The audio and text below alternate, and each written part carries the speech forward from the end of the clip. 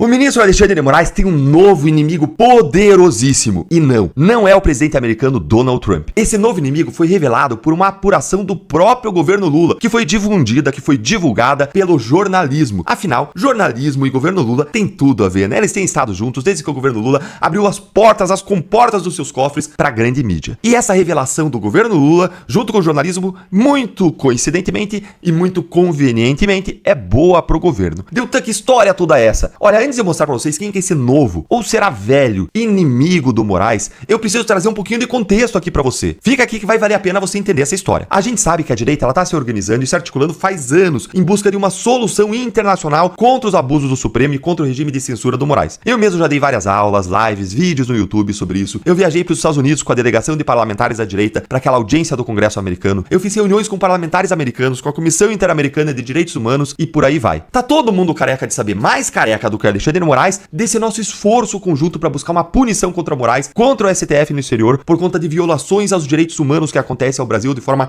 reiterada e sucessiva. E todo mundo sabe também do papel extremamente importante que Eduardo Bolsonaro e Paulo Figueiredo estão tendo lá nos Estados Unidos para fazer essas punições acontecerem. Além de Eduardo ter uma tremenda influência com a família Trump e com a direita americana, ele se tornou um próprio exemplo da perseguição do STF. Isso depois, especialmente, que ele se autoexilou nos Estados Unidos por conta dessa perseguição. Mas agora surgiu uma informação que o próprio governo Lula descobriu de que o Moraes comprou briga com um inimigo muito, mas muito poderoso, e que esse inimigo tem atuado na sombra, sem ninguém saber, vindo ali do passado do Moraes para se vingar do ministro, para retalhar contra ele e para fazer com que o Donald Trump aplique essas punições. Assiste aqui comigo essa apuração da Natuza Neri da Globo News para você entender quem que é esse inimigo. Olha aí. Chegou aos ouvidos do governo brasileiro a partir de Washington que não se trata de uma obra do bolsonarismo, pelo menos não somente. Trata-se de uma operação das Big Techs. Alexandre de Moraes enfrentou as Big Techs aqui no Brasil e as Big Techs que patrocinaram, isso não é novidade para ninguém, a eleição de Trump, que tem bastante influência no Departamento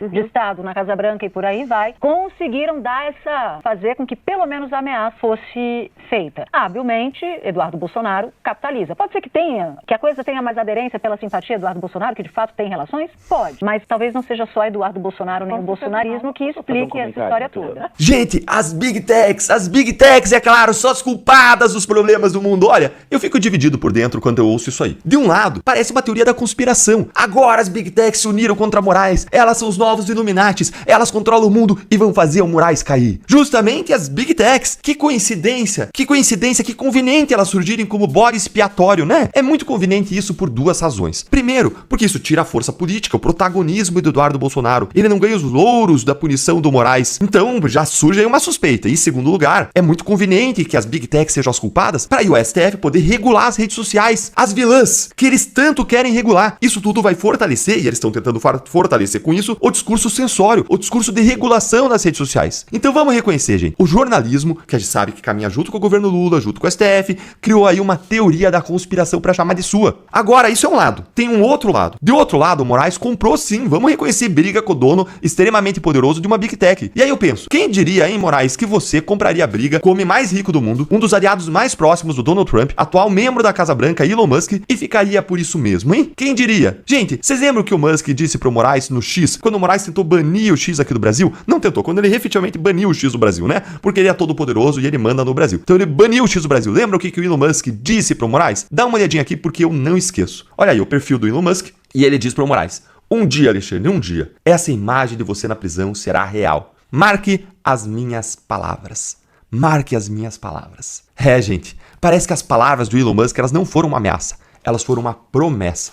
E essa promessa nunca esteve tão perto de se concretizar como agora. Moraes comprou brigas demais, com gente demais, gente poderosa demais, até pra ele, que se considera o ministro supremo do mundo, o alecrim dourado do direito, que não pode ser contestado nem confrontado por ninguém. Agora, o castelo de cartas que Moraes e o STF construíram ao redor deles mesmos está começando a cair, e ditados populares estão mais uma vez confirmando a sua sabedoria ancestral. Tudo que vai, volta. A vingança é um prato que se come frio. E aquele clássico da internet: a terra plana dos conspiracionistas aí não gira, ela capota. É, gente, parece que ela agora vai capotar para Alexandre de Moraes. Me conta aí nos comentários o que você achou disso tudo. O jornalismo tá certo? A culpa das Big Techs? Você acha mesmo que a culpa também é da Meta, do TikTok, contra quem aí a Janja reclamou na China? A culpa é do Google? Ou você acha que esse discurso tá muito conveniente. É uma teoria da conspiração criada para aumentar o seu poder, controlar as Big Techs e diminuir o protagonismo de Eduardo Bolsonaro. O que você acha? Ou você concorda com o jornalismo aí e diz, não, a culpa é das Big Techs, são elas que estão atuando contra o Moraes?